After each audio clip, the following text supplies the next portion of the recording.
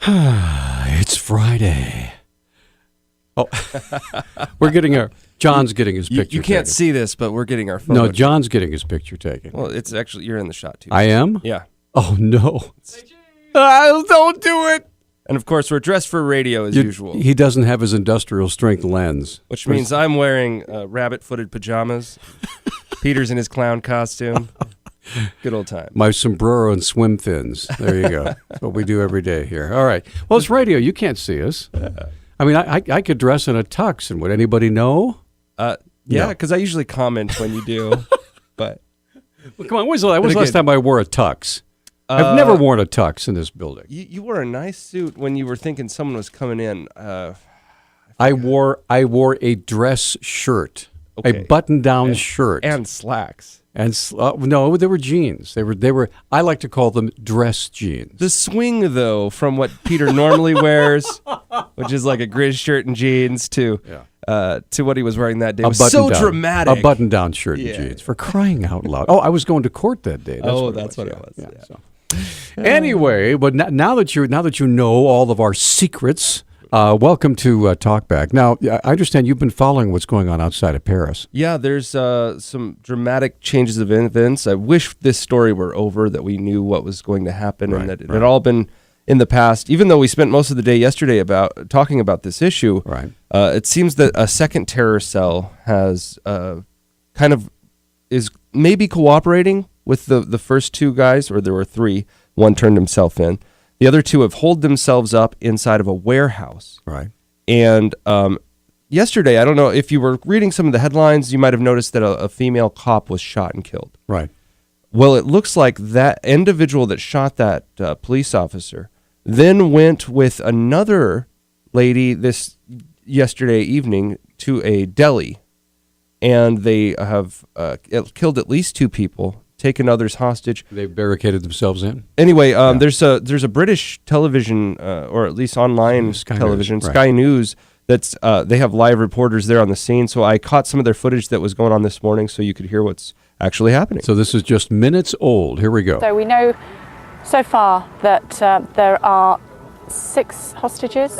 Up to 6, I think. Yeah. And that there are 2 gunmen. One of them a woman. Mm-hmm. And that we are being told that a lot of people tweeting us saying it is the Sabbath today, but we're also being told that kosher business is closing early despite it being the Sabbath today.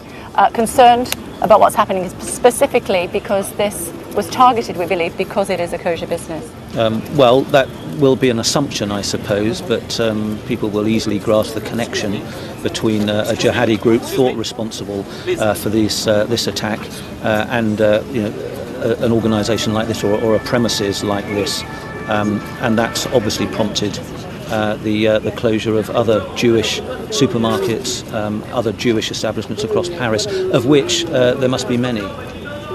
Indeed, so we've seen a lot of activity here. I've never seen so many police in one place, it has to be said. So many police vehicles and other emergency vehicles speeding towards the scene, but now an eerie calm as the negotiators try to do their business. Yes, I'm sure nobody will want to rush into that supermarket. There are, as we've been saying, at least 6 hostages, and the primary focus of the authorities will be to get as many, if not all of those hostages released as soon as possible. But if they believe those hostages are still alive, then they're not going to be in any great rush. When we were talking about the hostage situation in the north earlier, we were talking about the need for things to remain calm, but of course we're dealing here, the authorities will believe they are dealing with people suspects who aren't particularly concerned about their own safety, if not their own survival. Certainly the Kouachi brothers, who are involved in the siege in northern France, have made it clear that they are prepared to die as martyrs, and I think the authorities here will be working on the same assumption with the 2 suspects inside the supermarket, and will be, because of that, particularly concerned about the possible fate of the hostages. Okay, now please forgive me for asking a silly question, but of course we learned yesterday that the police officer who was shot to death in the initial attack was not armed. Okay, which I'm going, I haven't spent any time in Europe, so I don't understand the whole concept of being a police officer and not being armed. Are you supposed to just speak harshly to people and write a strongly worded letter?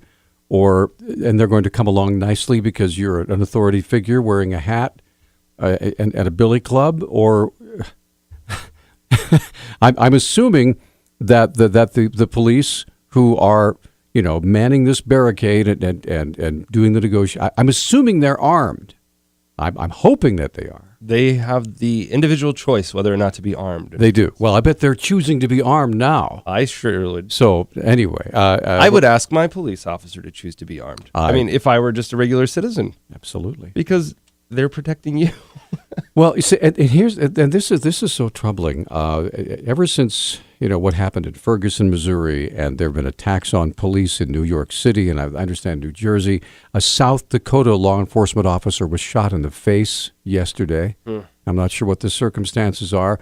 There was another fatal shooting, an officer-involved shooting that is eerily similar to what happened up in Evero, that happened in Huntley, Montana. Just, I believe it was Wednesday, where an individual was driving towards a Huntley or sheriff's deputy or whatever, and fired 2 shots and killed the individual who was trying to use his car as a weapon. So the amount of violence going on right now, involving law enforcement, perhaps this has been going on all the time and we just didn't know, or it's just escalating now, and I'm not exactly sure why. It certainly wasn't a national kind of trend. It wasn't talked about nationally when these incidents would happen. Right. I think it was something that's been going on. It's been going on for a long time. I mean, police officers die every year in the line of duty. In fact, one of my childhood friends was killed by a vehicular homicide. I think that it's still going through the court process, but I'm going to go ahead and call this one a vehicular homicide. Yeah. Because he ran over him deliberately, idiot. Yeah. Right. And so I could imagine being a little worried if I was a police officer and someone's driving at me in a car, having seen one of my pals die not too long ago, just 4 or 5 months ago. Well, we're up against a break, but when you bring that to mind, the fact that the sheriff's deputies and the police officers who have people coming at them with vehicles would remember what happened to their colleague and say, that's not going to happen to me. I am allowed to use lethal force to protect myself in a situation like that. And that's exactly what they did. And especially in the United States, if you think of the number of people that die each year, far, far more die from vehicles than guns. So we're going to take a little break, come right back. If you'd like to comment, give us a call, 721-1290. At 9 o'clock this morning, we'll be visiting with Austin Knudsen, Speaker of the House from the Montana Legislature. But for the first 9:30. Oh, at 9:30. We've only got him for about 30 minutes. Okay, well, there you go. Busy man. So for the first 90 minutes, it's going to be open phones. If there's something on your mind, give us a call. They had Mountain Water in court yesterday. The Carlisle folks were in court yesterday. Also, front page story, we've been covering this for the last several months. The totals are out for how much the city is paying in legal fees for $671,000 over those South Avenue lawsuits. Anyway, we'll talk about all that when we come right back here on Talkback. This is Talkback on KGVO 1290. 101.5 FM. Yeah, the ground's already shaking. Oh, I'm sorry. Welcome back, everybody. It's Talkback. Looking at the front page of the Missoulian newspaper this morning, where our good friend Ms. Spalzer gave an excellent report to the fact that the lawsuits that we've talked about several times here on Talkback, we've had the litigants here in the studio, is going to cost Missoula a grand total of, drumroll please, we spare no expense, $671,000. Yeah. Okay. But by the way, that's more than they needed to spend. But the city kept deciding they would take the That's correct. legal fees back to court over and over again. And what happened there is that the legal fees kept building. Yeah. So Because every time you take somebody to court, you have to be represented by an attorney. Yeah. And they're not free. But I could see why the city would do that, because when you're standing at the top of a hill and you have this money ball and you want to roll it down and see if it gets bigger when it gets all that snow, you just got to do it. Well, here's what intrigues me. I was reading the whole story, and it goes into quite a bit of detail as to what happened. Well, on the very first page, though, there's an interesting admission from Bruce Bender. Yeah. He says, Peter stole the paper, so I can't have it. Sorry. He says that. Would you like here? I'm quoting it. I'm quoting it. All right. He says basically, we actually have the real paper here. The city was arrogant. Yeah. It says, quote, "We were arrogant in our opinion," end quote.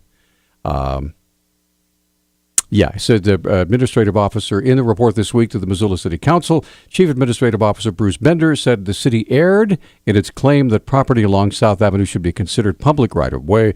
Quote, "We were arrogant in our opinion," end quote. Now, what's really interesting is as you read on, okay, and you get to the very end. This is what I like about the Missoulian is they take a lot of time to make sure that they get the whole story, which is good. Really appreciate that. Mm-hmm. All right, and got to get past the ads to get to the rest of the story there, Peter. Where is it? Where the heck is it? It's a A7, if I remember right. Oh, there it is. Okay, I got it. Sorry. It's a big paper, folks. All right. See, Peter can't read. He's got to rely on my memory of which page it appeared on. Yeah. Okay. At this week's meeting, let's see. It goes down all the different costs, which is great. But I'm just going to read this to you. Yeah, go for it. All right, and I want you to tell me what you think about that. Your response to this. At this week's meeting, Mayor Engen said, "Lost in the discussion is the project itself and the addition of parking lanes, sidewalks, access to businesses, and all in all, an enormous benefit to property owners." Quote, "The rest of this becomes a slightly bitter pill as a function of the fact that on the ground today, if you didn't know any of this was going on, you'd think this was a pretty nice street," end quote, Engen said. The city has different procedures in place today, and it purchases rights-of-way, he said. Councilwoman Marilyn Marler agreed that despite the legal, quote, "rocky road," end quote, Missoula has a great actual road. Quote, "It really made the street nicer and safer, and so we've got that going for us. And there were some lessons learned, and we can move forward and enjoy the nice streets over there and the parking," end quote. So what was the lesson learned? Because it sounds like the mayor's saying the lesson we learned was, hey, we ended up with a nice street, we pissed some people off, it's a slightly bitter pill, but it's worth it. Well, here's what I haven't heard, okay? And maybe, again, I've never held public office, so I don't know what the procedure is. But you have to lie more. Well, no. At what point do you stand up before the city in the form of the representatives and of the city council and to the people, the 5 or 6 people that attend city council meetings, and you say, "I'm sorry that we cost the city over $500,000 in unnecessary fees because we made a mistake. I'm sorry." I think the admission from Bruce Bender was close to that. I know, but and by the way, we don't, the Missoulian's a paper, so they don't have the full transcript of the dialogue. Right. Yeah. You can't hear the whole interview typically. So maybe he did say something like that to Kyla, and she just focused on, which I think was a pretty good quote. Oh, it was a great quote. Yeah. Anyway, it just disturbs me a little bit that nobody, and again, please forgive me, I'm not like Candy and so many other of our folks who regularly attend city council meetings, because I'm in bed. I get to work at 3:30 in the morning. Okay, I go to bed fairly early, so I haven't heard anybody stand up and say, "You know what, we messed up. This is on us. We're very sorry. We apologize to the citizens of Missoula because this particular action ended up costing you, the taxpayers, over $500,000 in extra fees and trouble and, court cases and that sort of thing. And so we apologize for that, and we're going to try our best not to let that ever happen again." And then mountain water. Well, kind of similar. I mean, eminent domain is taking someone's private property for public use and saying you have a better idea for it. That's what they're doing with the Mountain Water Company. That's basically, South Avenue is actually a worse case because they didn't even use eminent domain. They weren't going to pay for it. Right. But, yeah. Okay. So we're up against a break. I'd love to know what you think. 721-1290 is our number. All three lines are open. Last time I checked, this is a talk show. So we would love to hear from you if you've got a comment or a question or whatever. Open phones till about 9:30, and then Austin Knudsen will be joining us. And we'd love to hear from you. All right. 721-1290 is our number. Where's my drum set? Boom, boom, boom, boom. All right, 721-1290 is our number, 1-800-568-5309. John King is shaking his head. I have really interesting news that I cannot tell you, and it just pains me. You're kidding? You can't. What? Are you sworn to silence? I promised I wouldn't say anything. If I hold you down and tickle you, will you tell? Maybe. As long as we're not on the radio. Okay. It's the ancient method of news torture that we learned in J school, right? Peter's an expert at this. I'll get that information out of you. All right, there you go. Let's get Candy on the line. Good morning, Candy. What's up? Hi, good morning. Hi. Well, we haven't heard Mr. Bender apologize for the sewer annexations that went on either into a fraudulent system that is not workable in this city. He used that to annex places, and it was proven through Will Snodgrass, who was also called a gadfly, that this annexation by sewer was wrong too. So they're used to taking whatever they want, doing whatever they want, and you shouldn't expect an apology from the last couple administrations. I don't know what to say here. 20-something years invested in sitting there. The people of Missoula have been regularly taken to the cleaners, and Mr. Bender should be put in jail, as the rest of many of the administrative people, for what they've done, because they've done it knowingly. And if they say that they haven't done it knowingly, that's a lie, too. And we just gave Engen the right to write checks at his will for the mountain water thing. So I'm surprised that Missoulians have lost the will to fight anymore. So and now we have the chief of police sitting in our city council meetings to make sure that we act appropriately. So well, I don't know what to say there. May I ask a question again? And again, I have a pretty good excuse for not going to city council meetings, but have there ever been? I mean, did anybody ever get up there and actively threaten anybody on the council, or say, "I'm going to beat you up," or "Shame on you," or what? I mean, what was it that prompted the if you will, the police presence there in the city council chambers? The truth. Well, the truth was spoken. The stadium, I guess, was put into a district, a special improvement district. You're talking about the baseball stadium. Yeah, okay. That wasn't even in existence at the time. There's a lot of things that have been going on that many of us have been talking about, just arbitrarily, let's throw out. One gentleman has been speaking about what the parks are spraying on the lawns and things that can cause problems for the health of people. That's just thrown out. They just laugh at you because they know that they have the power to do what they want above and beyond everything else because they've got enough people on the council. This is an Agenda 21 project city. That's what Missoula is. Okay. So what we see going on is all specified by the United Nations. All right. Thanks, Candy. Appreciate that. And I was thinking Candy would mention the fact that one of her favorite city councilors is stepping down. Caitlin Koppel has announced, she was in the paper today, and on NBC Montana, that because of the responsibilities of her full-time job with an outfit, I think called Hillside. I think Hilltop Renewables. Hilltop. Yeah, thank you, Hilltop. Anyway, she is going to be stepping aside as soon as they can find a replacement for her in her ward.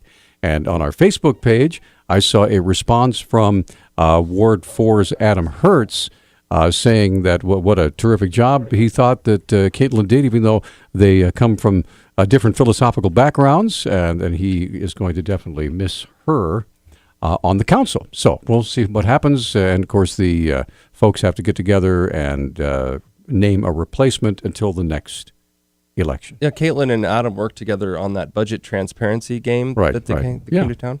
Yeah. Okay, let's get back to the phones. Okay, good morning to Mike. Hey, Mike, what's up? Yeah, well, I'm going to follow Candy a little bit because I live down here on Grove Street, and all of the school buses stop in front of my house to pick the kids up. Of course, when the kids come home, a lot of them are walking from school, whatever, they at band practice or whatever.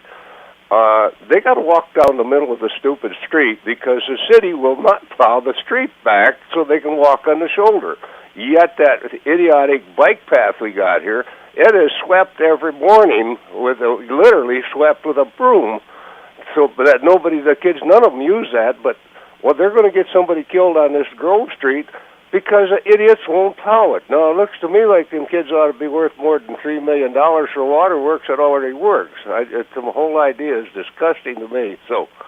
Have you, Mike? Let me ask you a question. Have you called the city street folks, Mr. Hensel? I don't bother the government. These people. Well, they do have a phone number 552-6360. If you call them and ask to come down and shovel, they will do it for you. No, this is their street. They come down and plow the subdivision down the hill because the people who pay big bucks, I guess, and I pay plenty of taxes too, by the way, on a piece of bare ground here.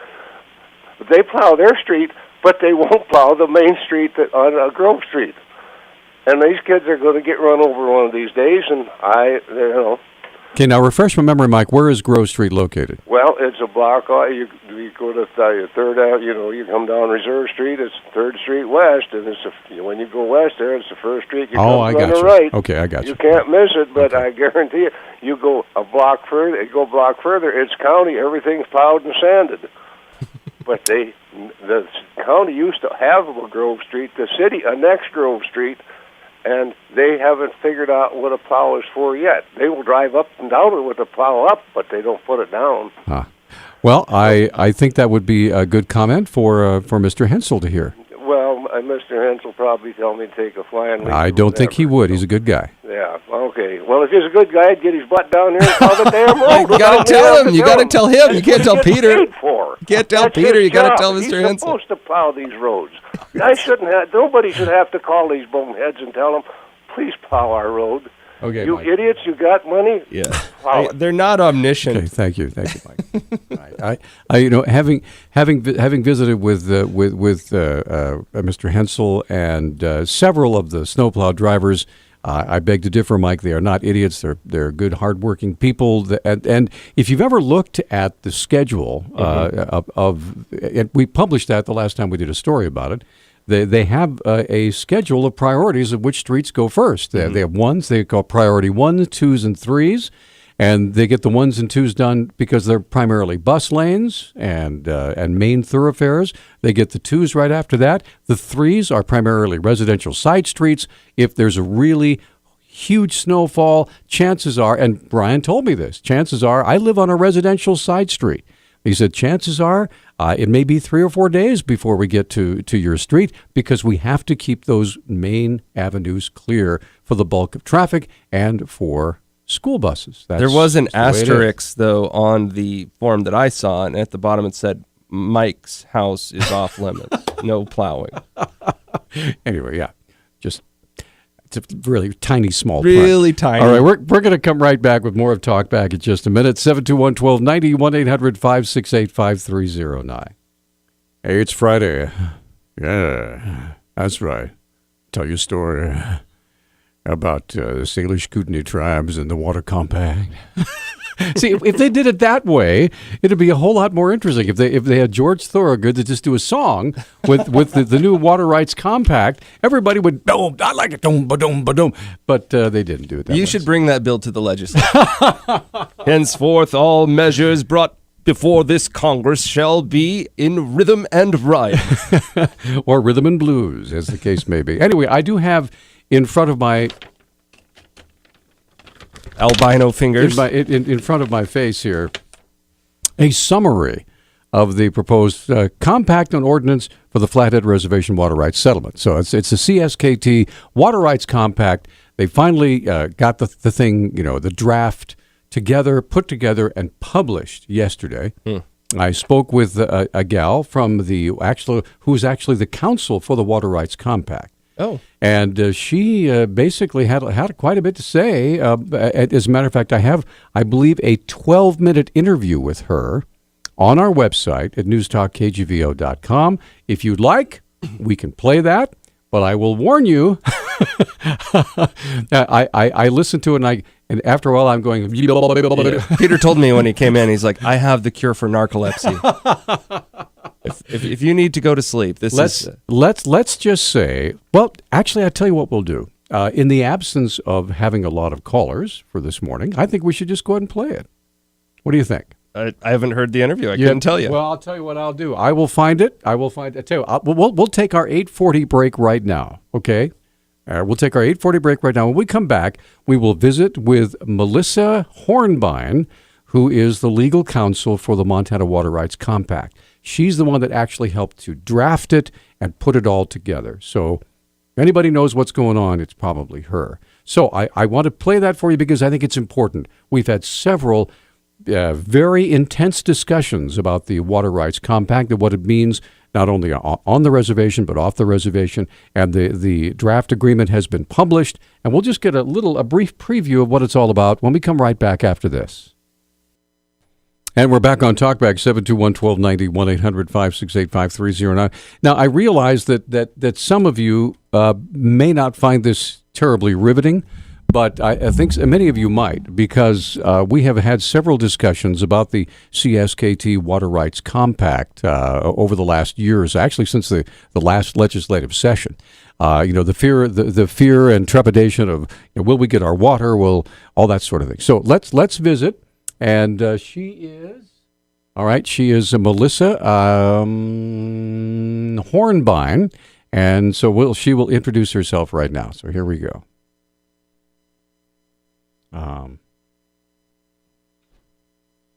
He said bravely. All right, so there's a reason why I'm not hearing it. Did you hit the play button? The play button is playing right now, in fact. Oh, there we go. Well, this is certainly exciting. You want to come tell me what I'm doing wrong here? Because I just heard it a second ago. Sorry about this, folks. This is live radio. Can you tell? Oh, it's on that one. That's why. Okay. All right. We got it. Okay. That's helpful to get it on the right button. So here we go. All right. How much of the water there is owned by the tribes and what new permitting or changes of use will do to those existing rights. Okay. So now what does this compact, as it is written today, because the fears are for the folks who are not tribal members, especially the ones who live on and off the reservation, who use much of that water for irrigation and for business and for recreation. Sure. The thing that they're most afraid of, I have gone to Lord knows how many meetings and heard them say that they're afraid that the tribes will simply say the water is ours, you can't have it, or you're going to have to pay more and more and more and more, or we just might have to reduce the amount of water you've had over maybe decades or generations. And so they're very concerned that their way of life may come to an end because of this compact. Sure, and I certainly understand those fears, and I have talked with a number of folks who have those fears. The rationale behind this compact in particular and the settlement process in general, which the Montana legislature very farsightedly implemented back in 1979, is to avoid precisely that situation. And the reason for that is because the federal government and tribes, but tribes in particular, tend to have very large, what are called reserved water rights, with very early priority dates. And the reason for that is that the U.S. Supreme Court has said that these types of tribal water rights, called reserved rights, there are basically two categories of them. One are the rights that were created by the reservation of land from the public domain for the Indian reservation itself, and those are called either federal reserved or tribal reserved water rights. And therefore, to fulfill the purposes of the reservation, they carry a priority date of the date of the reservation, which in the case of all of the Montana tribes and certainly the CSKT, is before the time of statehood, with one exception. I believe it's the Blackfeet tribe has a later priority date, but every other tribe in the state of Montana has a priority date prior to statehood, which makes them essentially senior to any state-based water user, and that's very true for these tribes. The priority date, the date on which the Treaty of Hellgate was signed, was July 16th of 1855, which is earlier than any other priority date on or surrounding the reservation. So they have very early priority dates. They tend to be very large in scope. And the U.S. Supreme Court has told us that there are a special set of rules that applies to courts' interpretation of these rights. And basically those rules are the rights have to be quantified for present as well as future uses. So that leaves open a very broad field of potential uses and therefore a very large amount of quantification that can go towards these tribal rights. They cannot be abandoned through non-use as regular state-based rights can, and they don't have to be put to beneficial use. So really, they're playing under a different set of rules, and that's not something that the state of Montana came up with. This is federal law, and it's U.S. Supreme Court precedent, so it's the existing legal situation.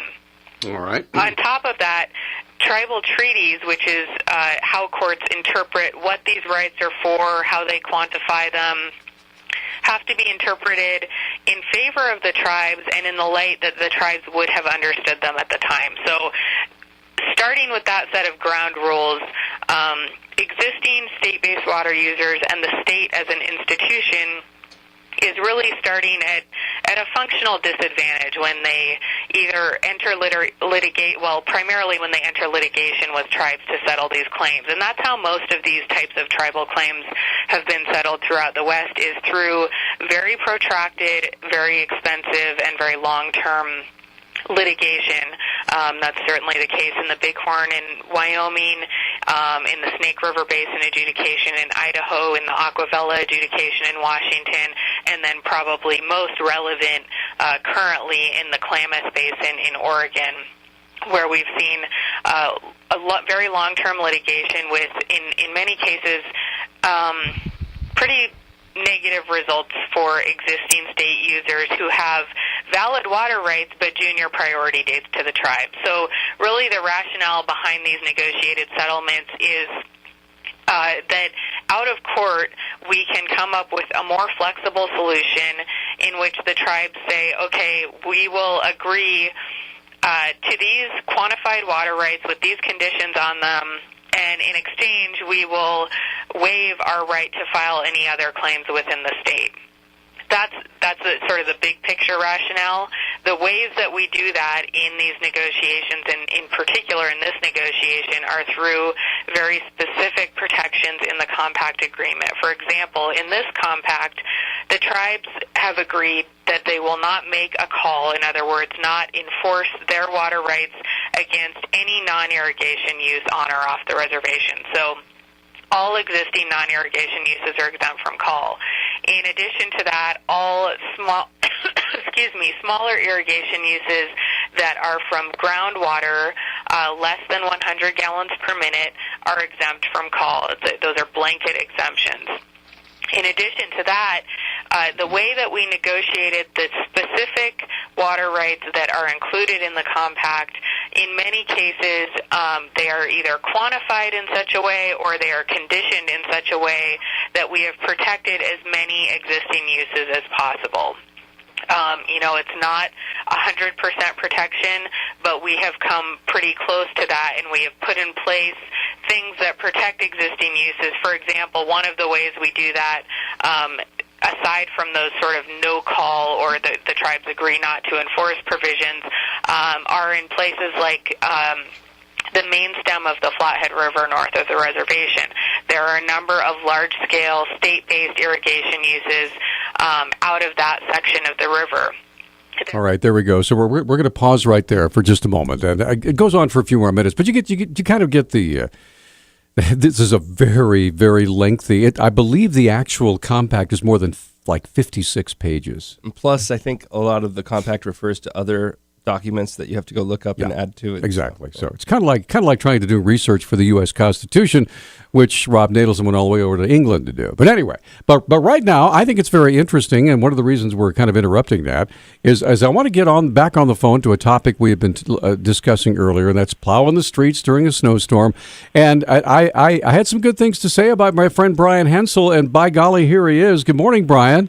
Good morning, Peter. Hey, thanks for sticking up for me and my crew. And you are exactly right. We do the best that we can. And I got a hard bunching group of people there, and they take their job very serious and are dedicated to what we do. And we do the best that we can with the situation and everything we have available. But I called. I didn't want to get into any kind of an argument or a debate. And I certainly understand citizens' frustration with the winters and the snow and the plowing and what happens. And I thought, well, here's an opportunity for me to explain and get the word out as best that we can. Go for it. And Grove Street actually is a priority 3. Okay? And I just drove down it, and it has been plowed. Grove is kind of unique in that it has maybe 2 blocks that have intermittent sidewalk and then also intermittent curb. Well, the majority of it, there is no curb. So there's uneven shoulders. There's not even what you would call a walking lane. They're just, what the edge of asphalt looks like. And when the guys are out plowing, it's real hard for them to try and see where the edge of the asphalt is. Okay, and when they're out doing that, they're trying to make streets passable and safe for vehicles. They are not to go out into unimproved shoulders and try and plow walkways. They can't. I mean, that's dangerous. They don't know what they can hit. They might be driving on someone's private property landscape because it's hard to see. And so what they're only trying to do is they're trying to get the asphalt, the driving lanes open for vehicles. Now, the fact that there is not adequate sidewalk or pedestrian facilities on Grove, that's something that our department doesn't deal with. And I agree. It's for kids walking down the street. It's not great. But as far as the street being plowed, it has been plowed. But what I also want to say, too, on that priority 3 is that it probably sat for 2 or 3 days before we even got to it. Well, what happens during that time is that vehicles drive on the street, the snow gets compacted, and then when the plows come down, they can't bike down to the bare asphalt and dig through hard-packed ice. I mean, they can go a little bit, but it isn't going to take it down to bare asphalt. And what eventually does that is the actual vehicles driving on it. Then that snow melts, and then, you get down to bare asphalt. Well, now, let me ask you this, Brian. We're up against a break. Can you hang on just a second? Yeah, you bet. Okay, hang on. We'll be right back. 721-1290. Brian Hensel, by the way, the supervisor for the City Streets Department. We're going to come right back. Hey, we're back on Talkback 721-1290, and this is a very short segment here, but I want to take the valuable time of Mr. Hensel from the City Street Department. We had been I asked you the question off air: is it legal or not legal for people to take their own snow blowers and little snow plow things and do the streets in front of their house? And you said there isn't a law for or against, but you did say that when you do plow your own driveway, you can't put that snow in the middle of the street. Why is that? Well, there is an ordinance against that for everyone as far as commercial and residential goes. And I've seen instances where old parking lots have ended out in the middle of the street. And the reason for that is a matter of safety. If you can imagine a large pile of snow out on the center line, and what happens if somebody happens to get into an accident at that location and they blame the pile? Well, then the next person that is blamed is the person who put the pile out there. So when people do that, they need to consider the fact, are you creating a hazard that could possibly end up having someone get hurt? And I'm sure nobody wants that, nor do they want the repercussions that can happen afterwards with liability. So a little common sense, if you have to, put the snow either in a parking space. You'll lose a little parking if it's a commercial site. Pick a spot, pile it in the corner, or on your own private property. Instead of throwing the snow out in the street, throw it out on the side of your driveway or on the back side of the sidewalk. All right, so what if someone does this and they get, let's say the snowplow driver comes by and sees that and reports that, can they be fined for putting snow in the street? Well, what usually happens is they get a visit from me or one of the foremen, and we'll go up and ask them, please don't do that. I myself, I don't think I've ever. I can't write citations, and we've never gone after anybody with the police department. And once I explain it to people, oh yeah, that makes sense. Yeah, and yeah. you know, I've never had somebody repeatedly do it after we've asked. Sure. So Hey, I think it's more of a matter of just getting the word out so people know. Real quick. When I explain this to folks, oh yeah, and then they understand. Okay, Brian, we're almost out of time. So real quick, what's that number people can call if they want to say, hey, there's a really bad area? It's 552-6360. And I also would like, in the way the weather's been, we have had time where we can go out and we can address some of these concerns. Right. All right. We're out of time. Brian, we're out of time. Thanks so much. I appreciate it. And stay safe out there. We're going to come right back after this quick timeout.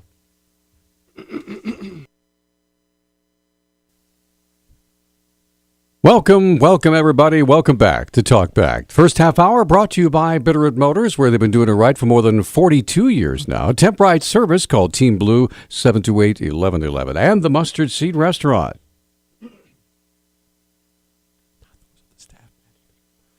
Okay, we're back. John King, Peter Christian. Really appreciate Brian Hensel giving us a call there this morning, responding to a consumer complaint, which is exactly what he was doing. So we appreciate that.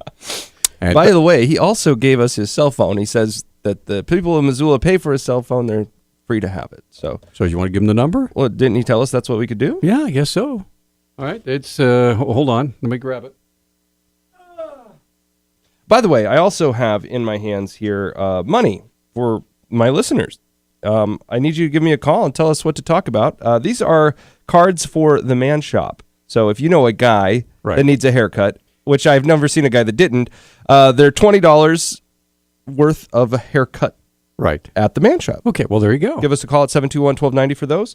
And Peter's going to read that. And then after that, I want to listen to the president. He has a new plan for education in America. All right. Well, let me tell you. This is Brian Hensel. He's the supervisor of the city street department. Okay, and his number is this is the cell phone number 240-2742. That's 240-2742.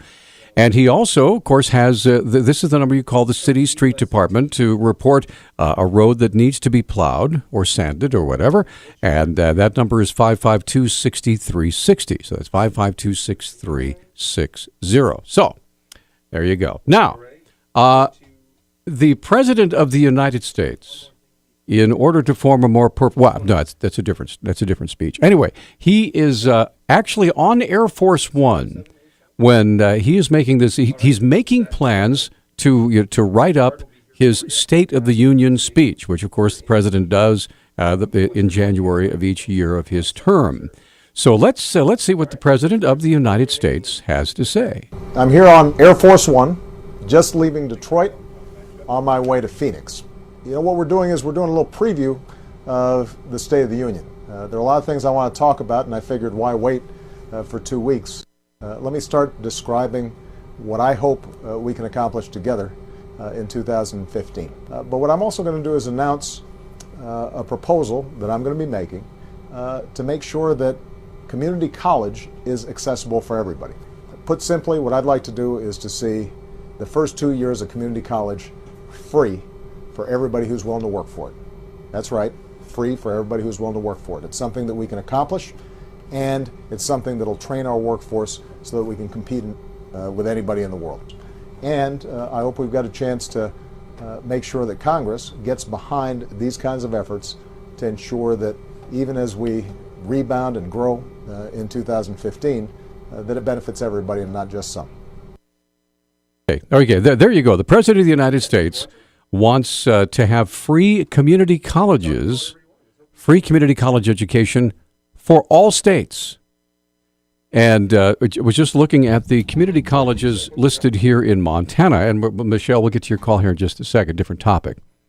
But the community, from what I understand, just looking at the Montana colleges and universities, it says that the community colleges and technical schools in Montana include Blackfeet Community College, Dawson Community College, Dull Knife Memorial Community College, Flathead Valley Community College, Fort Belknap College, Little Bighorn College, Miles Community College, Montana State University system includes the Billings College of Technology, the College of Technology of Great Falls, Stone Child Community College, and in the University of Montana system, there's the Missoula College of Technology right here in Missoula, which is now called Missoula College, Helena College of Technology, and the Montana Tech College of Technology. Now, if all those are community colleges, quote unquote, I'll have to visit with Kevin McCrae and see if that's, what's going to be with the Board of Regents.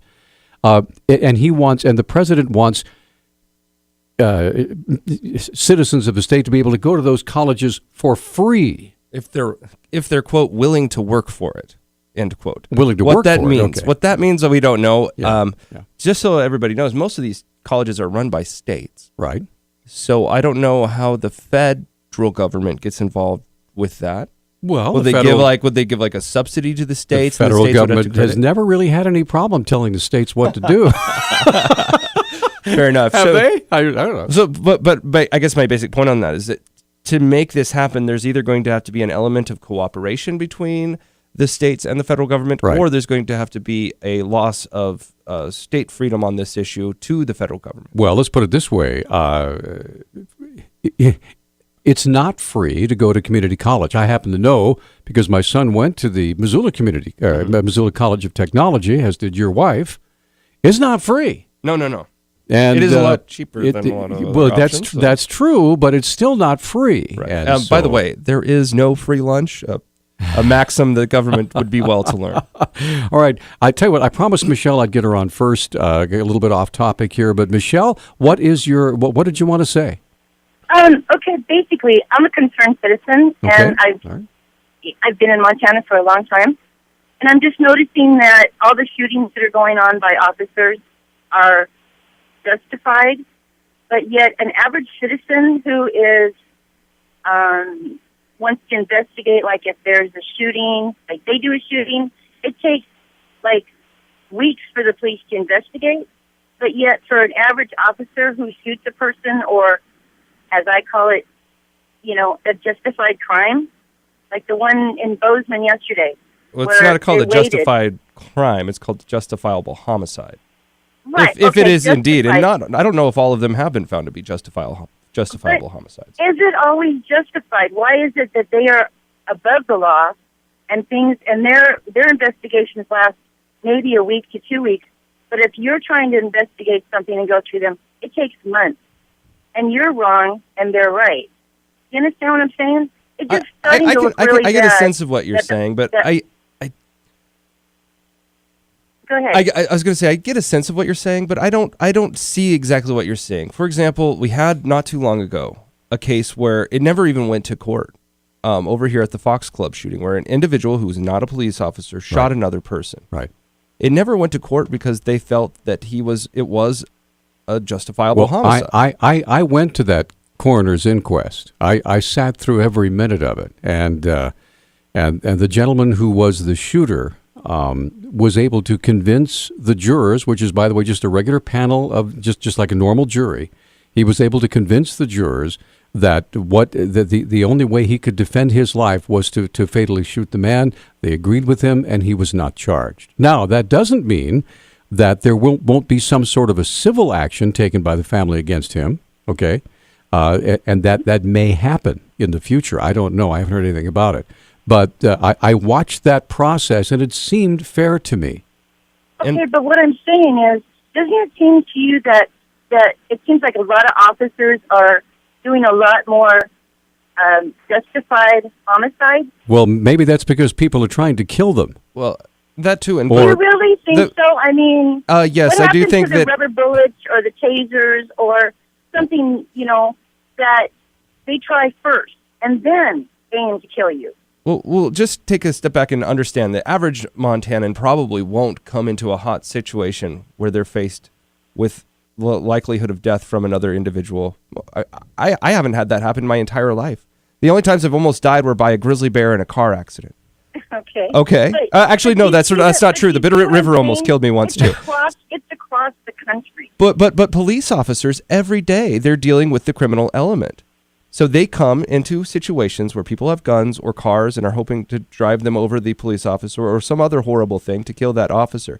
So they come into a larger percentage of hot circumstances. It only makes reasonable sense that there's going to be more justifiable homicides. Well, there will be a higher percentage of that sort of thing with law enforcement because of the very nature of what they do. Okay. Well, I'm just seeing that there's starting to be a run of it, and maybe it's, and it used to be you served, you protected, you did what you could, and then you did what you had to do. Well, now I don't mean to be offensive, but we're up against a break. I want to ask you a question. Would you prefer that these officers did not try to defend themselves and were severely injured or killed in the line of duty? No, I didn't say that. What Okay. I said is... Well, that's why I was asking. What I said was, why don't they try something first, like tasers, rubber bullets, shooting out a tire, something of this effect, before they decide the first thing that they're going to do is shoot you? Well, okay, for example, this guy that was choking this lady. Now, I wasn't there. I have no idea. But imagine shooting a taser at the car. It's not going to work. Rubber bullet, not going to work. Shooting out the tire, he's still choking her. So what option do you have?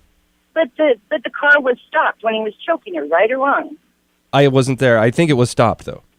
Okay, but if it was stopped and he had, then he, instead of shooting right to the car where he could have hurt the woman, okay, he could have opened up the door, tasered the guy, and what would have happened?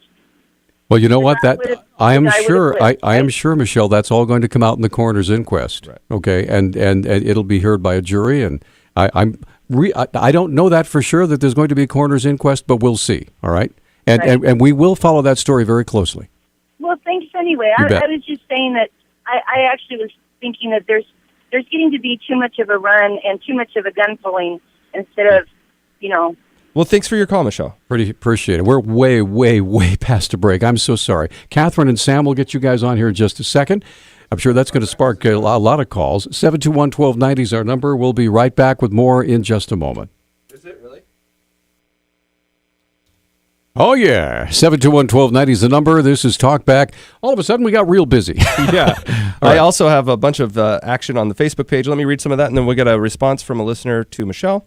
Claire says, I understand that the Flathead County Commissioners met yesterday in Kalispell to act on the new CSKT compact. They presented, discussed, voted, and signed a letter to Governor Bullock and Attorney General Fox. Quote, it is brief and to the point, opposing the compact as currently written and asks for specific changes, end quote. This is from a person at the meeting. So okay. There's already some back and forth on that one. Lindley says, in response to the community college discussion, anytime a politician says the word free, I advise extreme caution. Well said. All right.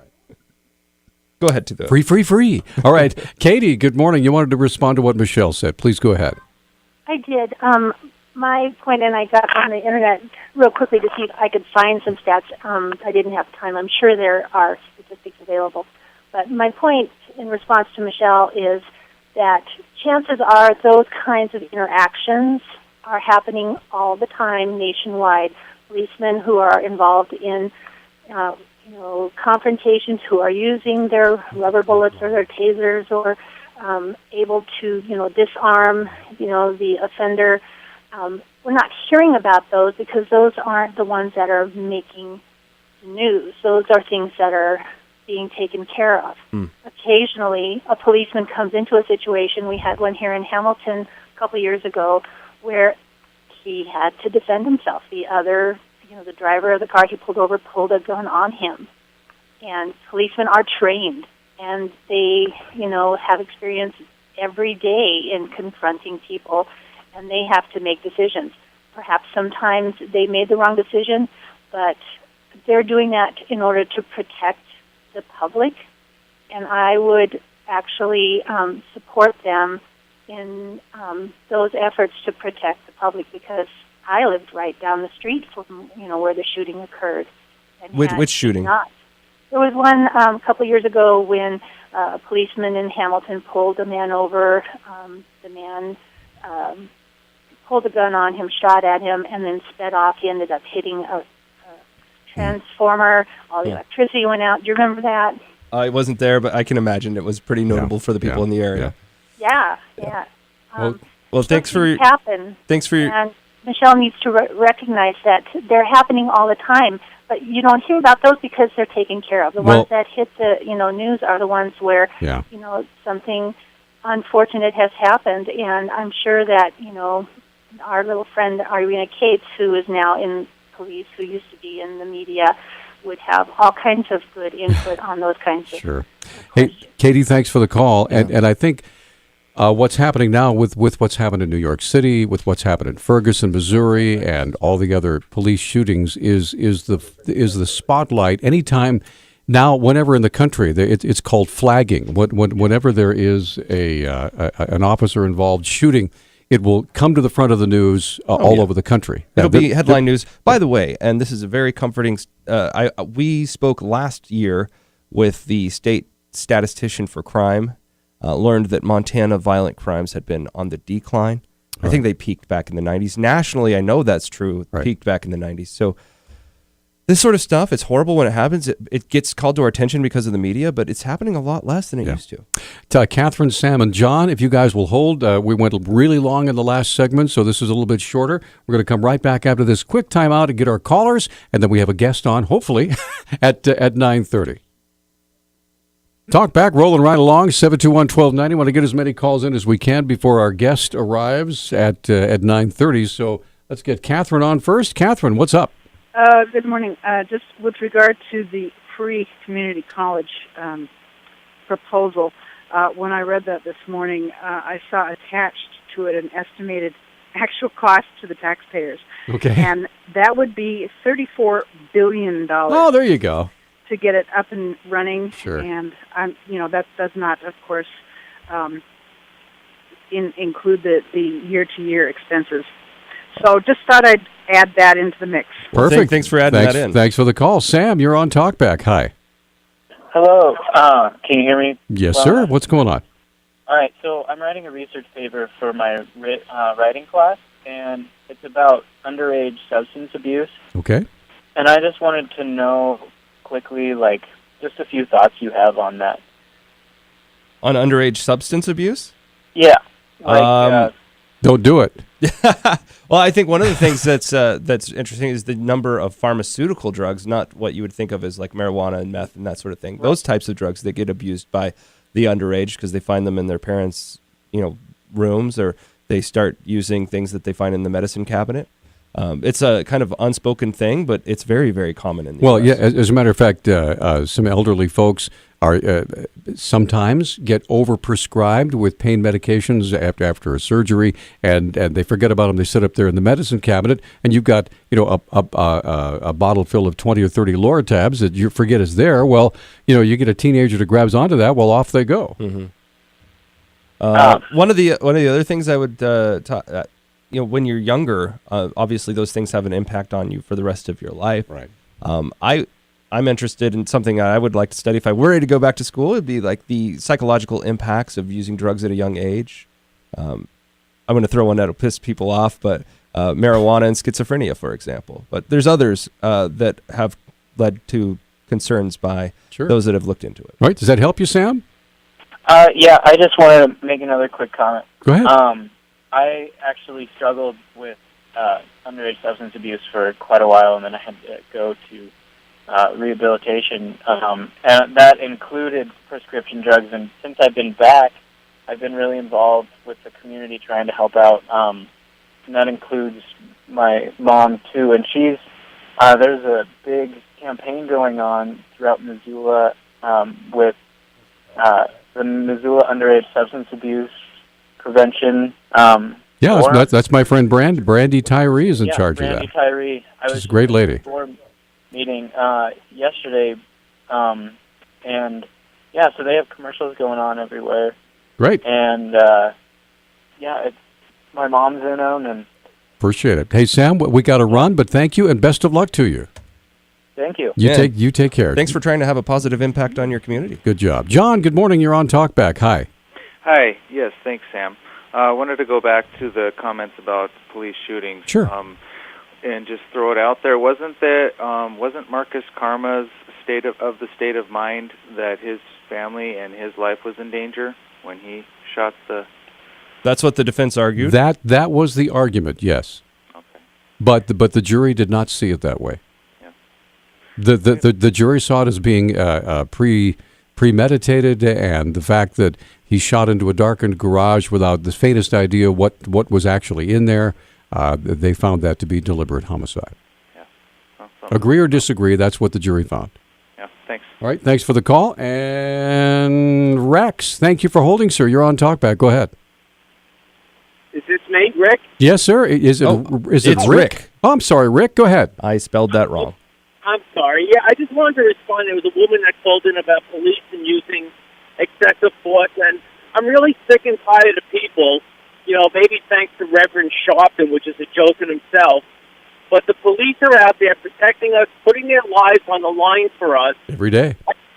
And God bless the police and the fire people and the first responders. How about thanking them for once? Well, today, it's interesting that today is, from what I understand, the very first Law Enforcement Appreciation Day. I saw that in the Great Falls Tribune. Yep. So that was one of the subjects, and I don't know if I could change subject to Islam and Muslim, if that's okay. Sure, it's open phones.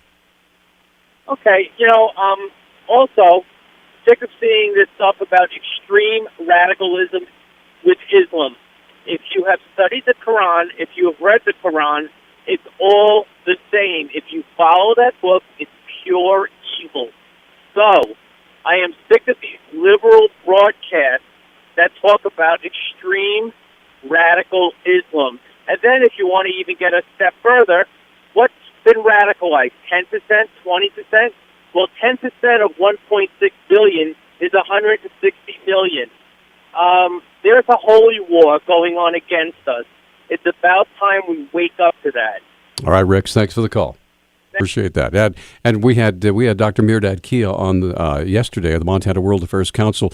We spent 90 minutes talking about that yesterday. So anyway, it's been open phones. You guys have made it very interesting the last half an hour or so. We appreciate it. Go ahead. Along the lines of our last caller, we've got an update. Apparently shots have been fired at that kosher deli. And some explosions have been heard as well. And so, by the way, they were holding them, saying that they would kill all the hostages if the two men that had done the cartoon shootings the day before were killed. It says suspects in Charlie Hebdo massacre killed, hostage freed. That just in. One hostage was freed? Yeah. One and they only had the one in there. Yeah, and the hostage freed. So that's great. That's what I got from the alert I got from the Associated Press. So we're going to take a little break, come right back. Hopefully we'll be visiting with Austin Knudsen. Hopefully.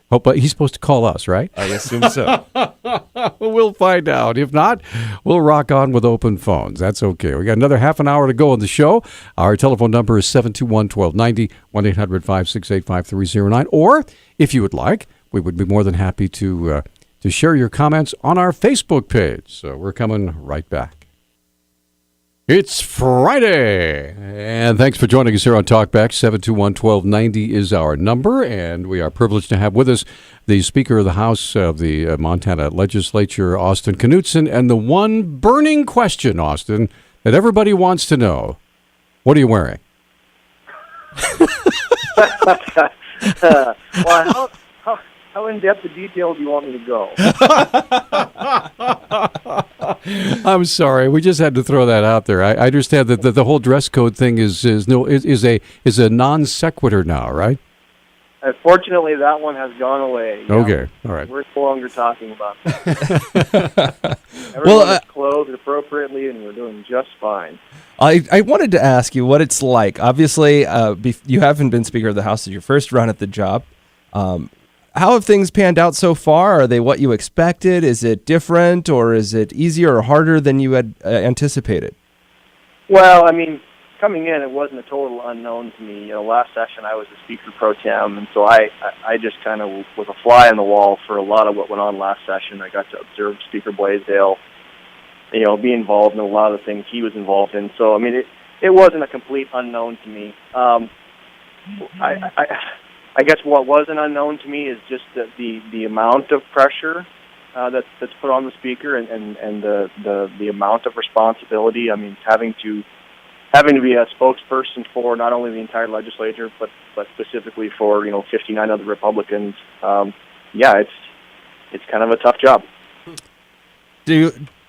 I wanted to ask you, because I spoke with the minority leader, Chuck Hunter, a couple days ago. Got a feel for him for what the Democrats were going to be pushing for in the legislative session. And I wanted to see what you would say if I were to ask you the same question. What are the main goals of the Republicans in this legislative session? Sure. Well, we've released our GOP plan. Broadly speaking, we've got 4 areas of legislative priority that we're looking at. We're looking at, number 1, strengthening our jobs in the state economy.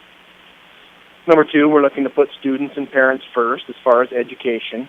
We're looking to safeguard health care options, and obviously we're talking about the big question, at least for the governor's agenda, is Medicaid expansion. We're looking at can we come up with a Montana solution to the Medicaid question? Rather than just accepting another great big pile of federal money that we know there are strings attached to and frankly big risks attached to, is there a way we can come up with a Montana solution for some expanded coverage? Now, let me ask you, let me just jump in on that. With the Republican plan, does that entail accepting some of the federal money, or would this simply be done with state money?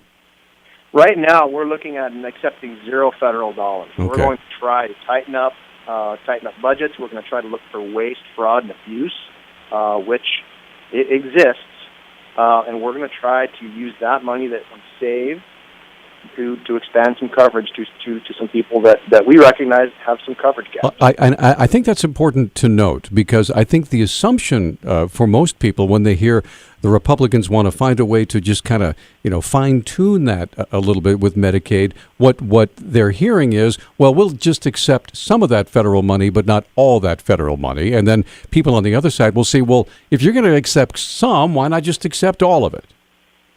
No, I mean, right. What the tack we're taking is that accepting federal money right now is as I said, it's incredibly risky, and I think it's irresponsible. I think it would be easy and frankly a little lazy for the state of Montana to just blatantly carte blanche take all of the federal money they're offering to us as a giant carrot. Let me ask you this, Austin. Why would it be risky to accept this federal money? What's the risk? The risk is, in my mind, the federal government doesn't have the greatest track record of keeping its promises. So, I mean, right now they've promised to fund this thing for a couple of years at a certain level and then gradually start tapering off. So, I mean, right there, I mean, just if the federal government keeps its promises to us, we know that the state's share of paying for this new entitlement program is going to increase. My fear and why I think it's risky is the federal government's budget isn't exactly in great shape. The state of Montana is required to have a balanced budget.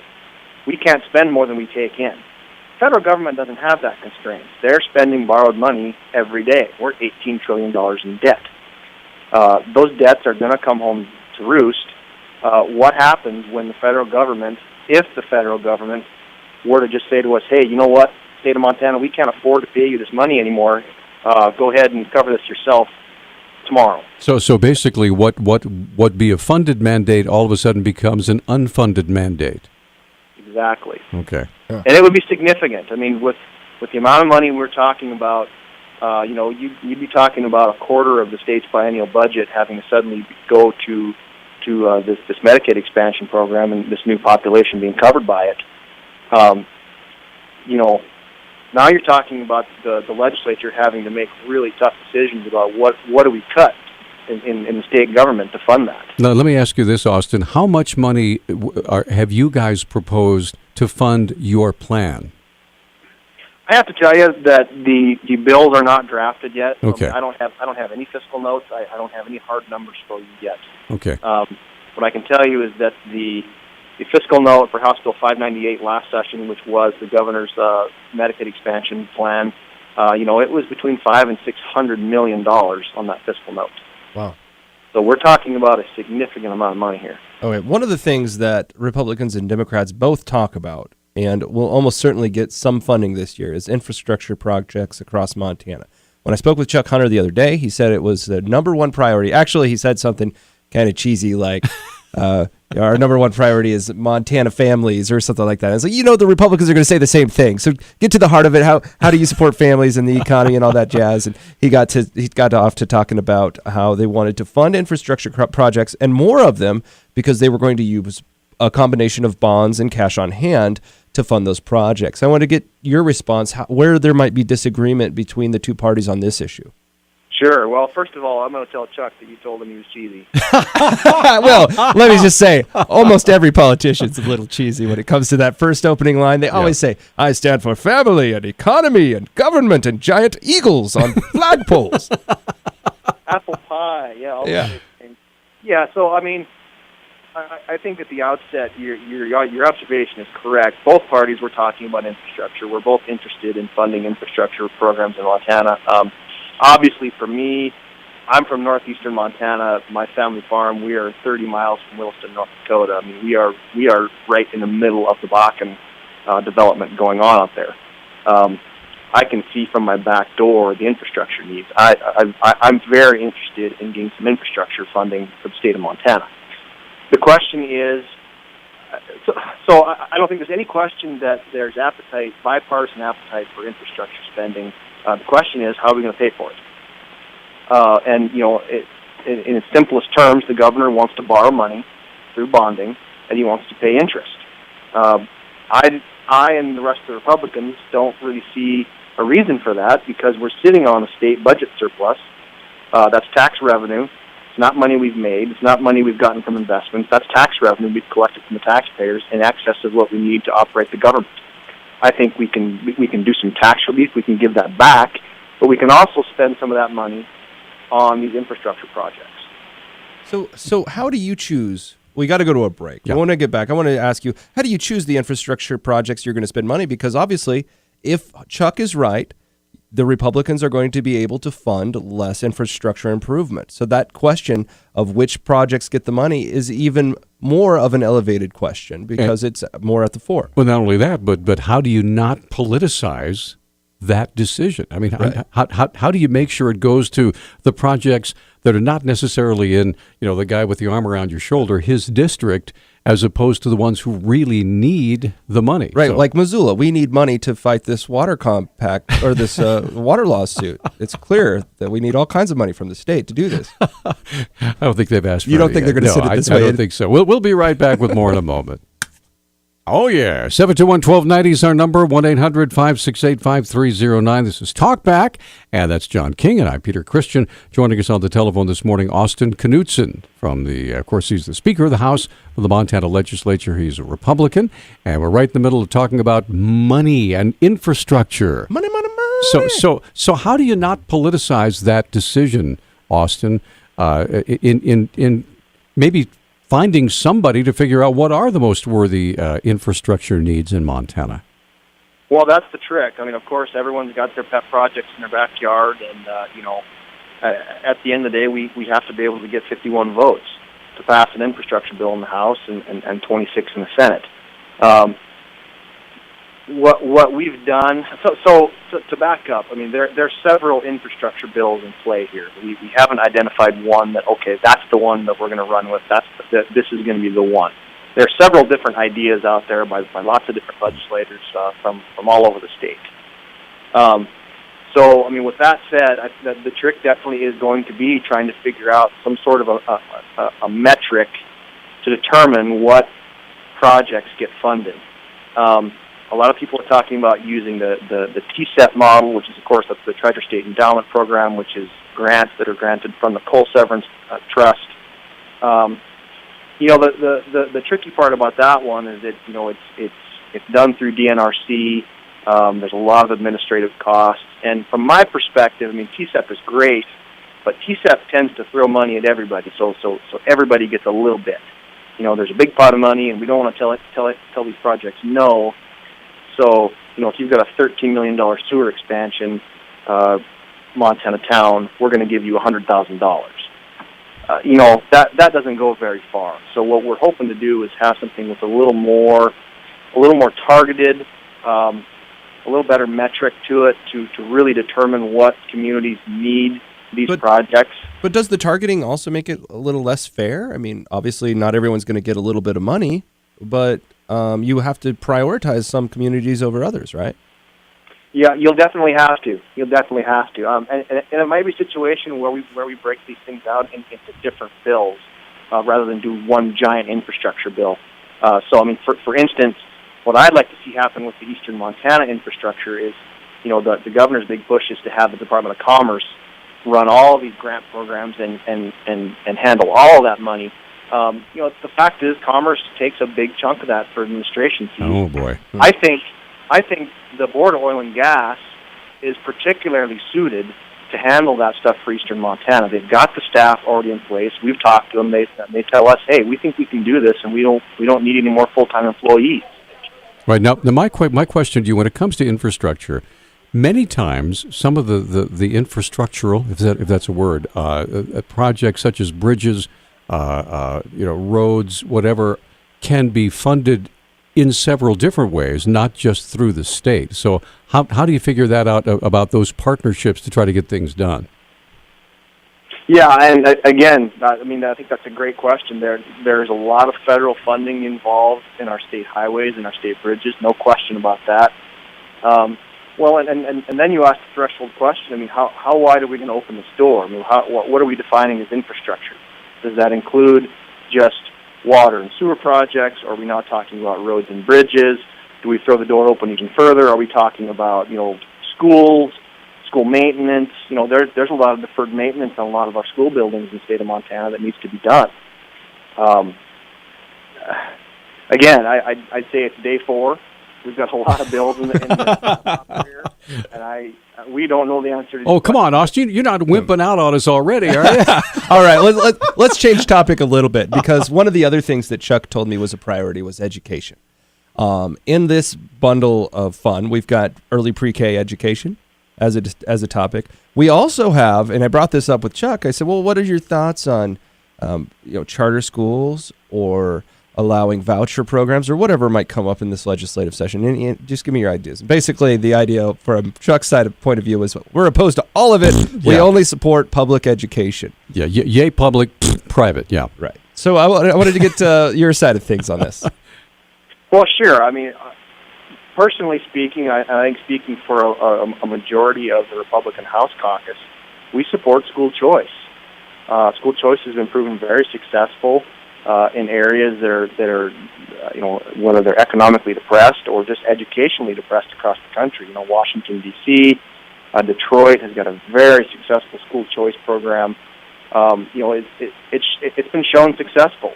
The president supports some forms of school choice. Montana is one of 8 states that doesn't have any school choice. Well, that's because it's in our.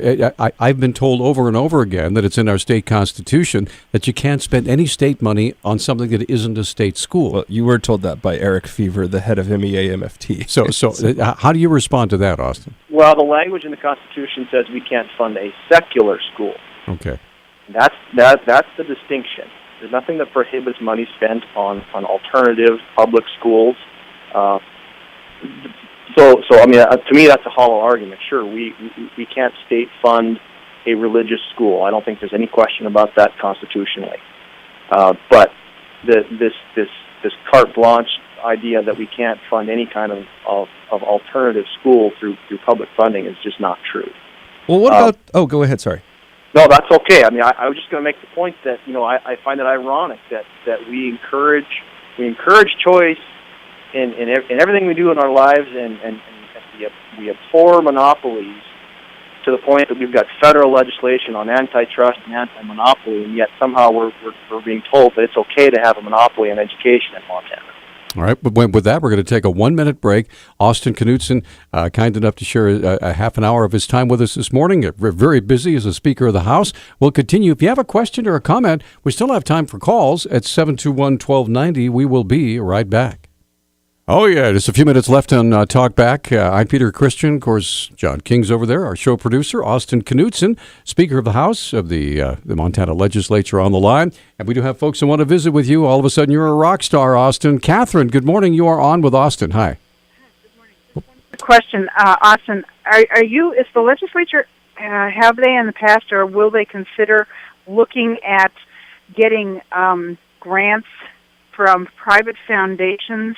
It's always kind of astonished me that you have these huge foundations that are pouring money into foreign countries, but yet they don't, at least I've never heard much of them pouring money into especially the more depressed areas of the United States. Sure. Okay, so thanks for the question, Catherine. I appreciate it. The only area that I can tell you that I'm familiar with people talking about that, and again, I'm no grizzled veteran. This is my third legislative session, but I know there's been some talk about allowing some tax benefits for that sort of thing in education. Some sort of tax credit for foundations that'll donate to, whether it's their public school or a private school of their choice. A lot of that stuff is discussed, but I'm not familiar with any other legislation to encourage a private foundation to invest money in state projects. And I think a lot of those private foundations funnel them through local governments, not through legislatures. Yeah. So let's get back to the phones. Marilyn, you're on with Austin Knudsen. Go ahead. Good morning, Austin Knudsen. First of all, I was really upset when people were making fun of the dress code standards because, to me, somebody needs to hold the line and keep the standards, because we have seen the standards slipping away in our country, and it's not a good thing. So hold the line. Okay, next thing. I'm liking what I'm hearing as far as, you're saying cut the waste, fraud, and abuse, and cut the ties with the federal government and the money that they bring back to us. That is our money originally. I'd like some work on, us keeping our own money and not sending it to the feds in the first place. That would be a nice thought. And, as I hear the Democrats, they've got a list of things to spend, and I appreciate and will encourage you guys, the Republicans, to keep up the fight to stop the socialism that's happening in our country. All right. Thanks, Marilyn. Yep. Appreciate the call. And Bert is on the line. We have a line open, by the way. Bert, good morning. You're on with Austin Knudsen. Hi.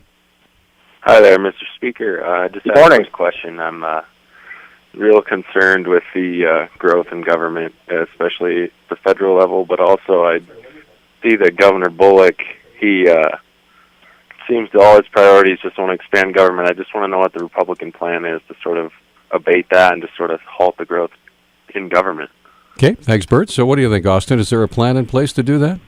Well, sure. I mean, there are obviously a majority of Republican legislators in this building who would love to cut state budgets. I think there's a huge appetite within our caucus to see a reduction in state budgets by 10 or 15%. Unfortunately, the political reality is we've got a Democrat governor downstairs who has to sign all legislation that we pass, and unfortunately, the only constitutionally required piece of legislation we have to pass every session is the state budget and House Bill 2. So we have to craft a budget that ultimately the governor will sign. Otherwise, we don't get to go home. We have to stay in session, or he calls us back in a special session. So at the end of the day, much to my chagrin, as long as we have got a Democrat governor downstairs, the ability of us to cut state budget and really rein things in more is diminished. Certainly we're going to pass House Bill 2, a budget that we're proud of, that we think we can get Republican support in both chambers because the Republicans control both the House and the Senate. Okay. But at the end of the day, he's got to sign it. Okay, let's get back to the phone and say good morning to Susan. Hi, Susan. What's up? Hi, I'm just calling. I feel like the most important issue is just developing our natural resources here in the state. So I was wondering what Speaker Knudsen's plan is. Are there specific bills to lower taxes on that, or to just create more jobs? What is a natural resources development? What is the plan there? Did you hear that, Austin?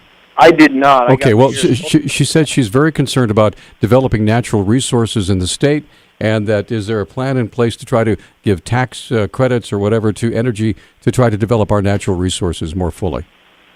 Well, I mean, I can speak as a guy who was pretty intimately familiar with the oil field and the oil development in the Bakken. Right now, the companies that I've talked to have asked to be left alone. You know, we don't need more tax incentives. We already offer an 18-month tax holiday on all new horizontal drilling in the state of Montana. And that's what's driving the oil economy right now. I'm told by companies that we don't need more incentive. We're here. We're in North Dakota. We're developing the Bakken. What they've asked is to be left alone. They don't want that messed with. What about timber? Obviously, oil's a big deal over on your side of the state, but although we use it in our cars, etc., timber is kind of the deal over here. Sure. Well, I mean, I think that ties into a different issue that should be discussed. I mean, we talk a lot about the transfer of federal land issue, and that has to deal with transferring federal land ownership to state ownership. I don't think there's any question that the state does a better job of managing our state lands and our state resources, and if you have any doubt of that, just go look at a state forest and go compare it to a national forest. There's no question we take better care of our forest. But I think that goes into a bigger issue. If we've got state land with large amounts of timber on it now that we're federally owned and are now state controlled, we can lease that timber out. We can increase our timber harvest and timber sales in the state of Montana. I think that's got to be part of the discussion on this federal land issue. I mean, it's one that people like to beat the Republicans up about because they say we're just gonna sell this land to the highest bidder. No one's discussing that, but I think the discussion should be had. How can we better steward those resources located in our state for resource extraction, Austin, timber? And we are almost completely out of time. If folks want to get in touch with their legislator, they're in Helena, and bring forth something that they're interested in, what do they do? I'll tell you what, the best advice I can give people, you can jump on leg.mt.gov, leg.mt.gov. There's a link right up at the top, legislators. You can click on that. It'll take you to the links where you can contact your legislators either by calling the Capitol directly. It's got everyone's email on there. It's very easy to contact your legislators. Super. We're out of time. Thank you so much for your time, Mr. Speaker. We appreciate it. Absolutely. Okay. Thanks, gentlemen. Bye-bye. Monday? Taxes with Walt Caro. All right. He's going to be with us. Have a great weekend.